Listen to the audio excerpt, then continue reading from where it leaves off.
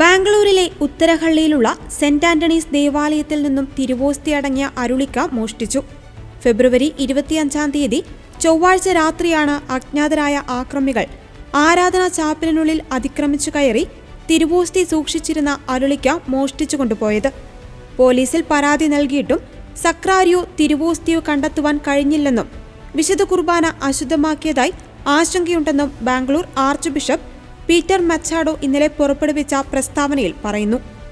ഈ പശ്ചാത്തലത്തിൽ ഇന്ന് വെള്ളിയാഴ്ച ബാംഗ്ലൂർ അതിരൂപതയുടെ കീഴിലുള്ള എല്ലാ ദേവാലയങ്ങളിലും പ്രായശ്ചിത്ത പരിഹാര ദിനമായി ആചരിക്കുവാൻ ആർച്ച് ബിഷപ്പ് ആഹ്വാനം നൽകി.